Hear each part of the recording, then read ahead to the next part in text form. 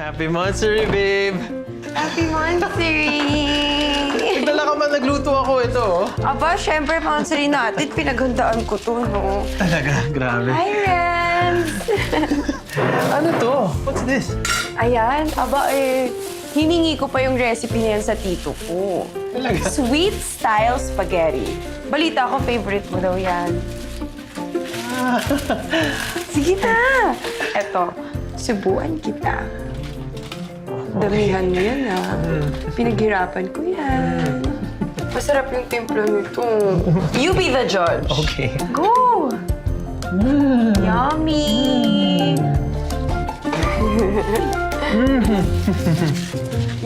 Yummy, right?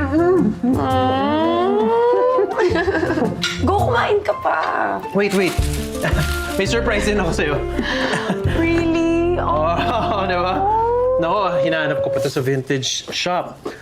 Mahirap You're hanapin so to. sweet. I know you will like this. Okay.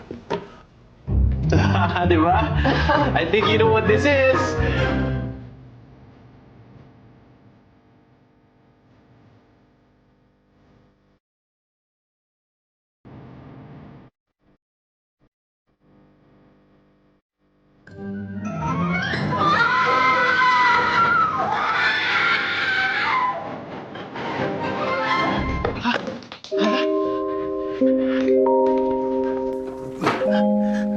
Babe! Babe! Hana! Friends, bakit mo naman ginawa yun? Sorry po, Dad.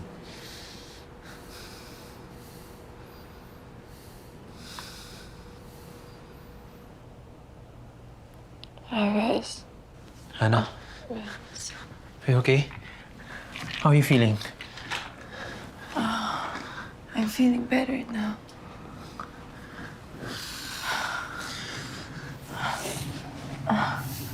Tita Hana, sorry po. Renz, let me share something with you. I remember nung 6 years old pa lang ako. Naglalaro kami ng mga pinsan ko ng tagutaguan. Tapos, pumasok ako sa isang loob ng cabinet. Nalock nila ako dun. May nakita akong Jack-in-the-Box type of toy. Tapos, nilapitan ko yun, binuksan ko. Tapos bigla nilang sumabog sa mukha ko. Hindi ko alam kung bakit. Kung bakit iniwan nila ako na mag-isa doon na kung bakit walang tumulong sa akin. Hindi ko naiintindihan. Naguguluhan ako. Doon nagsimula lahat ng trauma ko. Kaya pasensya na. Pasensya kung nag-react ako ng ganun. Hindi ko talaga sinasadya. I'm really sorry, Tita Hana.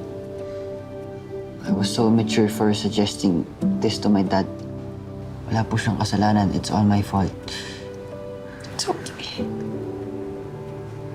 Wala kang kasalanan doon. Okay na yung lahat. Sana meron kang lesson na natutunan dito. Okay na yun. Huwag ka na malungkot. Ha? Sana naman ako dyan.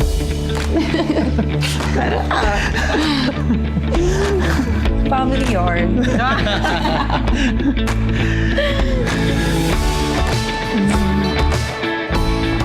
Ana, tara na!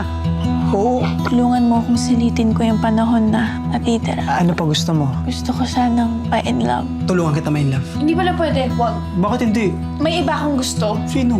Si Katie. Pinsan ko? Yung pinsan mo from the US na never naman uuwi ng Pilipinas. Sakto! Uuwi siya dito sa Pilipinas. Ha? May girlfriend nga ako. Kaya mo lang siya ma-fall, ganun. Ayan na. Katie. Gusto lang kitang dalawin. Alam mo, hindi talaga tama to eh. Dapat kayo magkasama eh. Hindi mo ba naiisip na pwedeng ako yung first at last love niya? Kung hindi mo kaya gawin para kay Ana, gawin mo na lang para sa akin. May regalo pala ako sa'yo. Sweet mo naman. Basti!